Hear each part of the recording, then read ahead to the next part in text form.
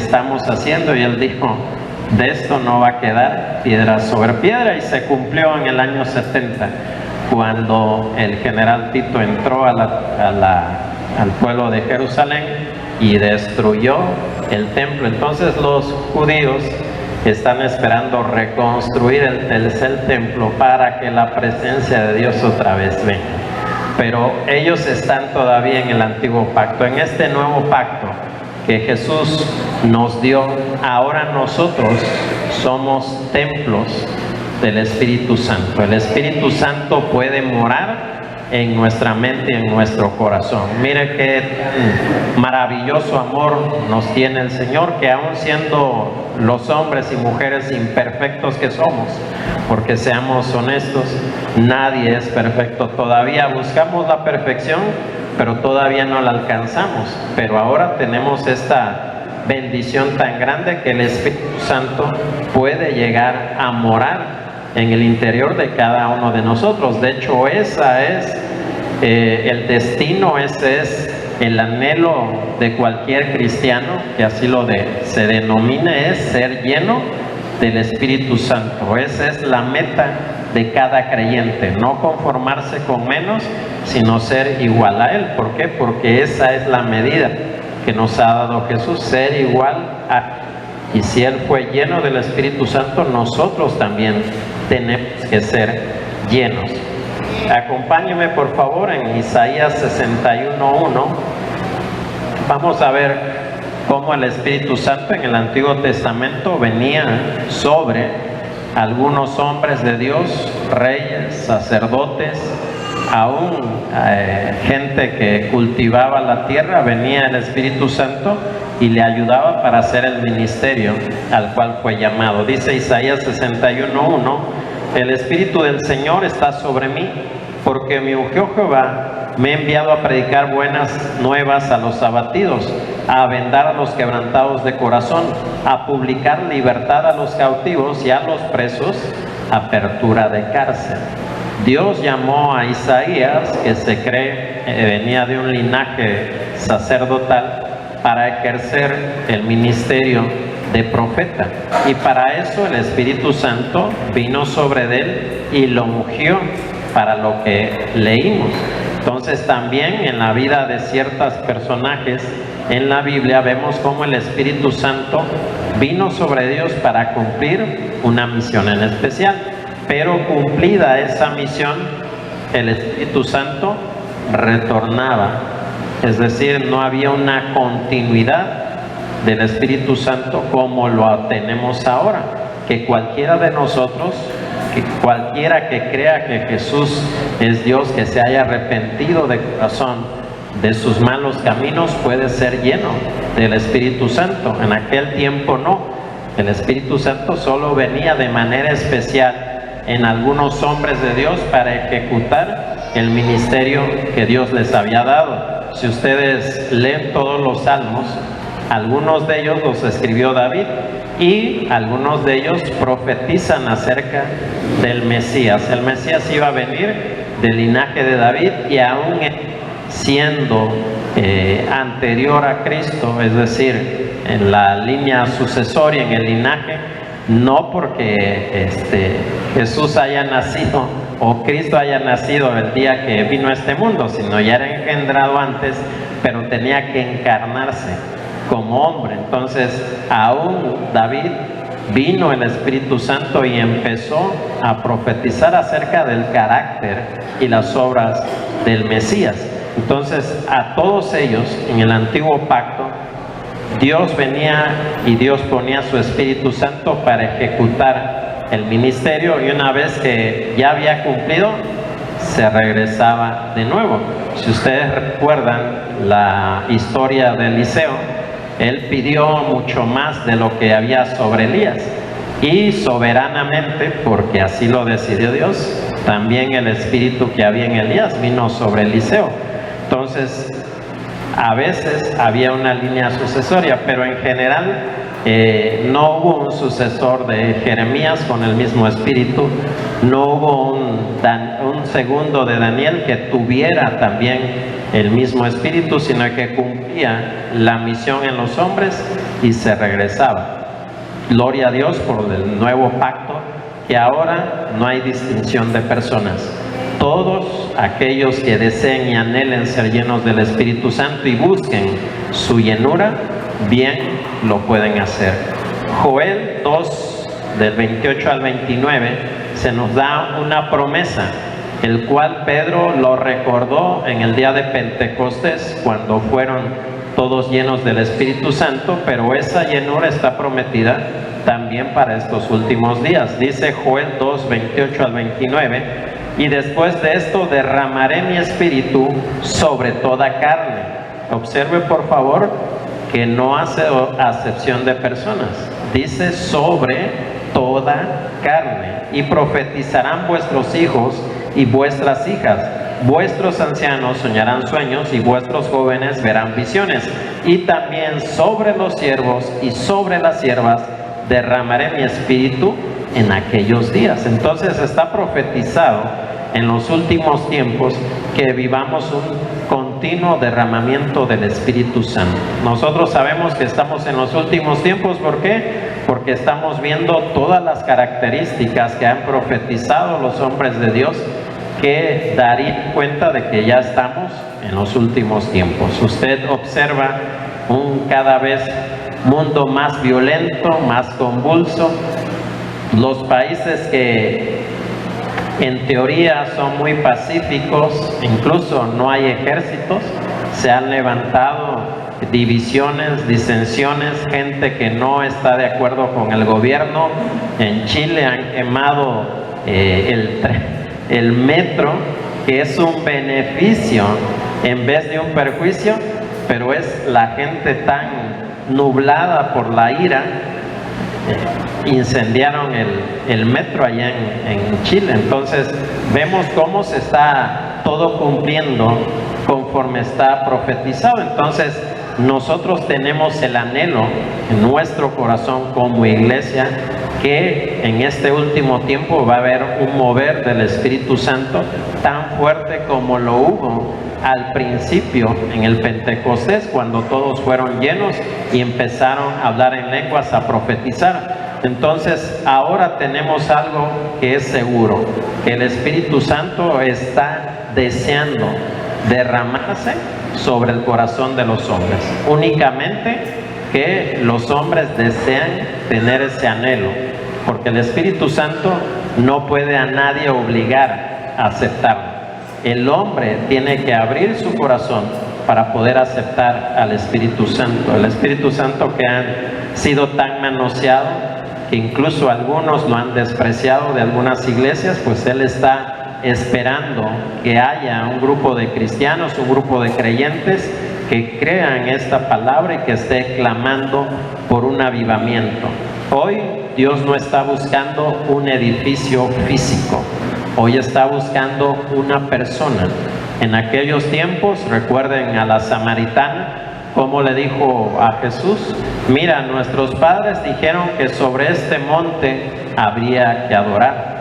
Y le dijo: mujer, la hora llega en que ni en este monte ni en Jerusalén van a adorar, sino los verdaderos adoradores adorarán en espíritu y en verdad. Entonces, cada uno de nosotros tiene que tener el anhelo por ser lleno del Espíritu Santo, ser un templo viviente. Dice Pedro que nosotros somos piedras vivas, que juntos todos componemos el edificio llamado iglesia. Hoy las iglesias no son el templo, porque muchas veces confundimos iglesia con templo. El templo es algo físico, la iglesia somos tú y yo, pero el templo de nuestro cuerpo debe de estar lleno del Espíritu Santo, para que nosotros tengamos vida y vida en abundancia, porque si no caeríamos otra vez en la religión, caeríamos otra vez en las ordenanzas, en las leyes, en todo vacío. Entonces cuando hacemos eso caemos en la religión. Ya nada más nos queda lo puro, lo ritual, todo lo que hacemos, pero sin la esencia del Espíritu Santo. Cuando hacemos eso, caemos en la religión. Ahorita con los hermanos en la clase de escuela dominical veíamos eso, cómo la iglesia que empezó bien, empezó llena del Espíritu Santo, como cuando el hombre metió la mano y quiso, según él, darle orden, lo que provocó fue que el Espíritu Santo se fuera de la iglesia y que solo quedara el puro ritual, la pura liturgia, tal cual como hoy está inmersa esa iglesia que nació así. Nosotros tenemos una gran bendición de ser uno con el Espíritu. Dice 1 Corintios 6:17, pero el que se une al Señor, un espíritu es con Él. La palabra intimidad revela una relación de dos personas que se hacen uno. Si ustedes recuerdan esa palabra de que ya no más serán dos, sino ahora serán una sola carne. A Adán y Eva se les hizo esa explicación, que cuando ellos tuvieran intimidad ya no serían dos, sino serían uno. No me estoy refiriendo al aspecto sexual de la relación, sino que cuando usted se une con una persona, comparte espíritu, alma y por supuesto el cuerpo. Por eso muchas personas, y perdónenme, que tienen una vida muy promiscua, tienen muchos problemas mentales. ¿Por qué? Porque cuando ella se une a una persona, le está transmitiendo todo lo espiritual, y eso espiritual se queda, valga la redundancia, en su alma, en su espíritu. Y si durante un cierto periodo de tiempo tuvo más de 5 parejas sexuales, imagínese la carga espiritual, emocional que trae consigo esa persona. Dicho naturalmente, trae consigo 5 personas viviendo en su mente. Por eso cuando dice aquí la palabra que ahora no van a ser dos cuando viene el Espíritu Santo, sino va a ser uno, es que hay una unión con mi parte espiritual y el Espíritu Santo. Recuerde que somos un ente tripartita.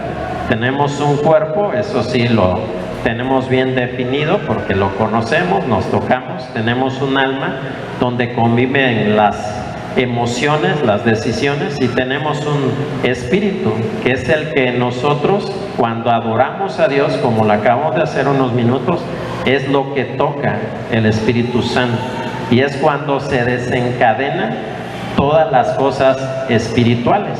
Por eso el hombre natural, como dice Pablo, no discierne las cosas espirituales. Si invitamos aquí a alguien que no se ha convertido a Dios y observa las cosas que hacemos, dirá que somos locos, que cómo es posible que estemos gastando tiempo, porque él no ve nada. Él quiere ver a Dios con sus ojos naturales, cuando Dios se concibe de una manera espiritual. Entonces, como ellos esa parte la tienen muerta, no perciben las cosas del Espíritu. Pero Dios, y vuelvo a repetir, una gran bendición que nos ha dado es que ahora nuestra parte espiritual está viva. Por eso nosotros debemos de buscar que seamos llenos del Espíritu Santo, porque ahora tenemos esa gran bendición. Anteriormente el Espíritu Santo venía sobre profetas, sobre reyes, por gente seleccionada. Si alguien quería tener el Espíritu Santo y no era seleccionada por Dios, aunque hiciera lo que hiciera, no podía ser llena. Ahora se nos abrió la puerta para todos los creyentes. Todos tenemos y debemos de ser templos del Espíritu Santo. Un ejemplo para que vean lo que es la gracia de Dios. Ahorita se lo mencioné a los alumnos de escuela dominical, no quise abundar mucho en ello, pero lo vamos a ver en Hechos 10, versos 44 al 45, el caso de un hombre cuyo origen era gentil. Dice Hechos 10 del 44 al 45, mientras aún hablaba Pedro estas palabras, el Espíritu Santo cayó sobre todos los que oían el discurso, y los fieles de la circuncisión que habían venido con Pedro se quedaron atónitos de que también sobre los gentiles se derramase el Espíritu Santo. La iglesia, y usted no me dejará mentir, si lee el libro de los Hechos, nació judía. La gente que primera, los 120 que estaban en el aposento alto, la mayoría de ellos era judía. Entonces tenía todas las tradiciones, tenía todos los ritos, toda la liturgia de lo que hacen los judíos. Entonces ellos decían, Dios nos ha mandado a predicarle el evangelio a las ovejas perdidas de Israel, y a eso nos vamos a dedicar. Los primeros apóstoles les predicaron únicamente a los judíos, porque decían, no, en el nombre de Jesús otra vez nos va a reunir de los 4 puntos cardinales y nos va a hacer de nuevo un pueblo. Ahora vamos a tomar el nombre de Jesús para unir a todas las tribus de Israel. Entonces los primeros discípulos lo que hicieron es predicarle únicamente a los judíos, porque decían que para ellos ese era el llamado, de juntar otra vez a todos los judíos dispersos en todo el mundo y ahora unirlos en el nombre de Jesús.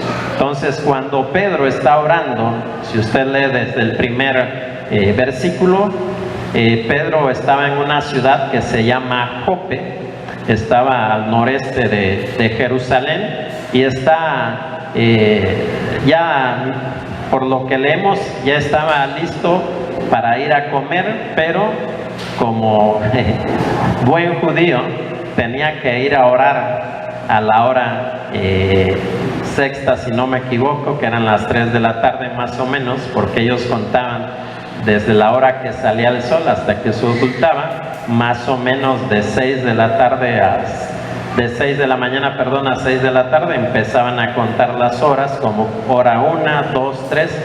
Entonces más o menos a las 3 de la tarde sube a la azotea a orar y se le muestra una visión. Dios dice que estaba Pedro orando y le vino un éxtasis, le vino una emoción de ser satisfecho su hambre, pero estaba orando.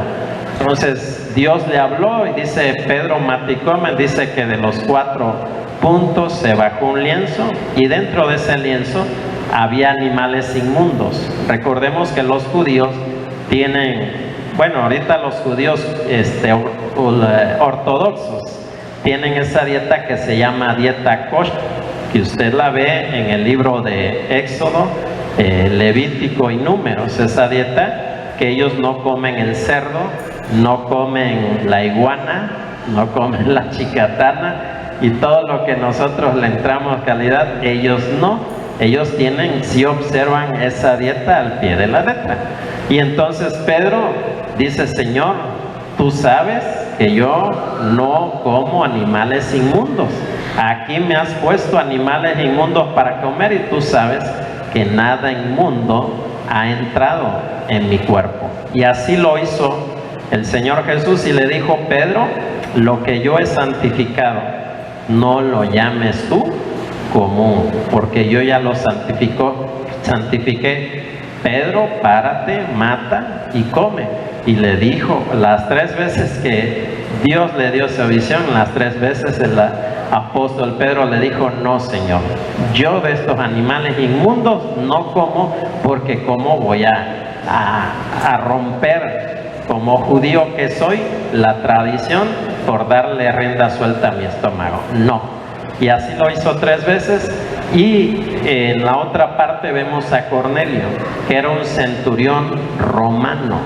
Si usted lee el libro de los Romanos, se dará cuenta que estos habitantes de esa región rendían culto hasta cuadrúpedos. ¿Sí saben lo que es un cuadrúpedo? Un animal de 4 patas, hasta caballos, miren, adoraban ahí y se postraban delante de ellos. Entonces eran gente que se postraba ante lo más radical que usted se le ocurriera, esos amigos adoraban y rendían adoración. Entonces este Cornelio, centurión, estaba a cargo de 100 hombres en el ejército romano. Era un hombre piadoso, dice la palabra de Dios, que daba dádivas, daba ofrendas para la iglesia. Y dice que el Señor llamó a un discípulo suyo y le dijo: ve, dile a Cornelio que sus oraciones, sus ofrendas han subido a mi trono y ahora le daré algo que él anhelaba. Entonces que espere, que mande a traer, a llamar a Simón, que era su verdadero nombre de Pedro. Pedro fue un sobrenombre que le dio Cristo. Y entonces dice, manda a traer a Simón, que tiene por sobrenombre Pedro, que está en la casa de un tal Simón, otro Simón, el curtidor, que está en la ciudad de Jope. Así es que el centurión manda a 2 de sus siervos con uno de los soldados, le cuenta todo y dice: mándame a traer a Pedro. De tal forma que Pedro va por orden del Espíritu Santo. El Espíritu Santo le habló y le dijo: vienen estos hombres, tienes que ir con ellos. Y cuando llegó a la casa, le dijo a Cornelio: tú sabes cuán abominable es que un judío entre a la casa de un gentil, pero lo hago, dice, por obediencia a Dios, porque seguramente tú eres un hombre muy piadoso. Así es que entró, y cuando él estaba predicando, dice que el Espíritu Santo vino y bautizó a los gentiles. Entonces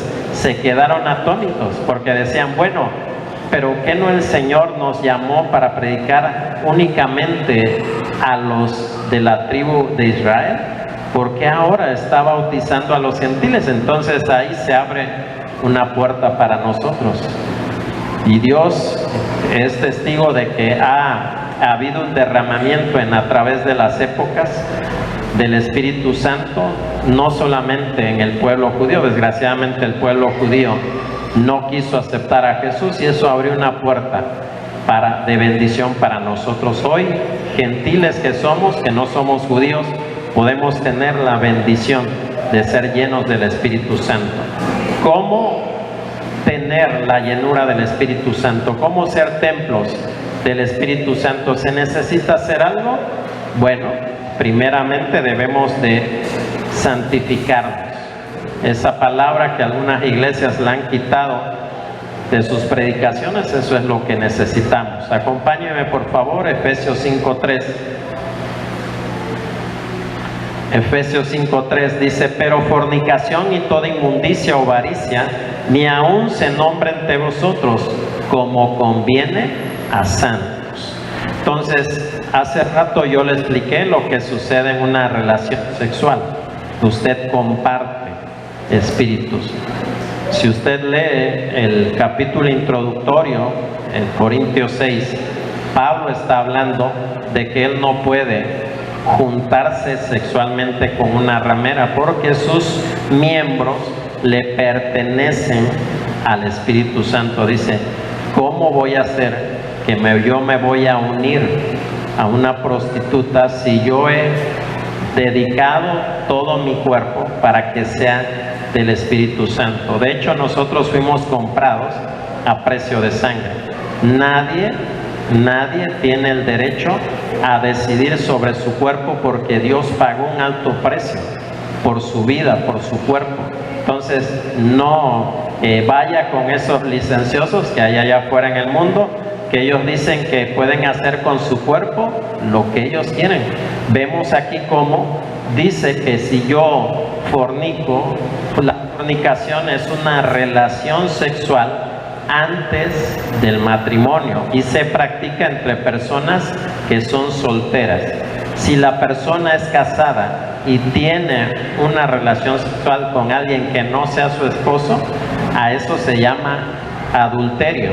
Pero si la persona es soltera y tiene relaciones sexuales antes del matrimonio, Dios lo llama así: fornicación. Aunque allá afuera le cambien de nombre, sigue siendo así. Pero hay algunos que Dios los ha alcanzado y Dios hace una obra en ellos. Ahora ya no tienen que andar haciendo lo mismo. Y hermano, y si yo vivo en unión libre, Dios me alcanzó, pero ahora quien funge como mi pareja no se quiere casar, ¿cómo le hago? Bueno, la Biblia dice que tú, como gente santa que eres, tú estás santificando esa unión. Si la persona con la que vives no se quiere casar, tú debes de ser paciente.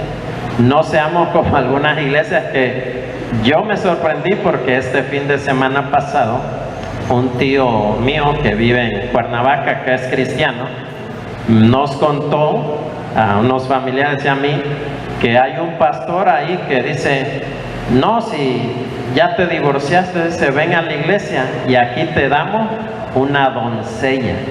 Imagínense hasta dónde ha llegado el pecado, que hay algunas iglesias que dicen: no, si quieres divorciarte de una vez, y es más, aquí escoge, hay para votar para arriba. No, como iglesia del Señor no creemos en el divorcio, no creemos en que una relación se debe de acabar si alguno de los dos ha creído en Jesús. Al contrario, se debe de orar más para que esa persona que no conoce del Señor pueda llegar a los pies de Cristo. Hay una secta que dice que si tú aceptas su doctrina y la otra persona no, que dejes de tener relaciones sexuales con él porque te vas a contaminar.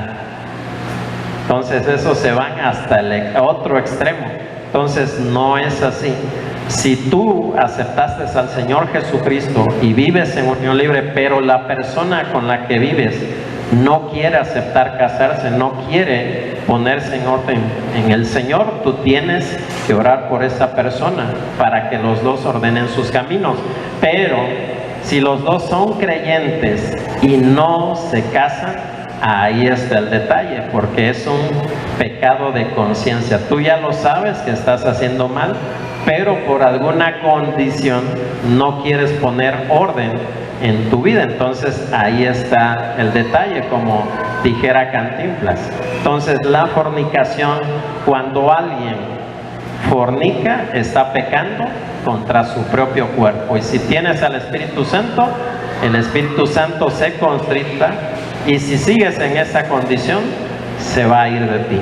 ¿Por qué? Porque no puede convivir la luz y las tinieblas. Dice Hebreos 12:14: seguid la paz con todos y la santidad, sin la cual nadie verá al Señor. Ayer con el pastor nos predicaba y nos decía algo que es obviamente aceptado, que es que los hombres, ¿cómo nos entra el pecado? Por la vista. Somos muy visuales. Todo el pecado que entra, la mayoría del pecado del hombre entra por la vista y se encaja o se habita en la mente. Para los hombres es lo que más nos cuesta, es tener una mente, como le dijera, virginal, sin pensamientos impuros. Es lo que más nos cuesta. ¿Por qué? Porque somos muy visuales. Decía un apóstol: primera mirada se permite, segunda ya no. Y decía que él tenía de jovencito unos amigos, y cuando veían así una mujer muy bella, decía: primera mirada, primera mirada, y hasta que ya se iba en el horizonte, y decía: no, ese ya es una sinvergüenzada. No, si tú ves que una mujer es ocasión de que pensamientos impuros entren, pues ya deja de mirarla por el oído. Acuérdense de Eva.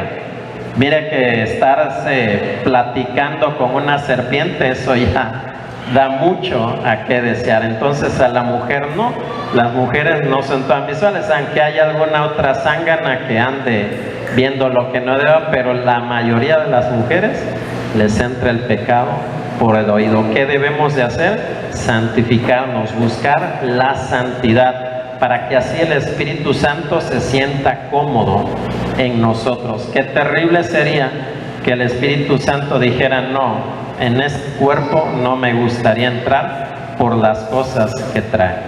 Afortunadamente tenemos la palabra de Dios, tenemos la sangre de Cristo que nos limpia de todo pecado. ¿Qué pecado no se perdona? Aquel que no se confiesa. Nosotros debemos de ser templos del Espíritu Santo, que el Espíritu Santo se sienta agradable estando en nosotros, que no haya pensamientos impuros, que pueda Él no sentirse alegre en nosotros, sino que se sienta contristado, se sienta triste, diciendo, bueno, es que yo te di de mi espíritu y mira cómo lo estás cuidando.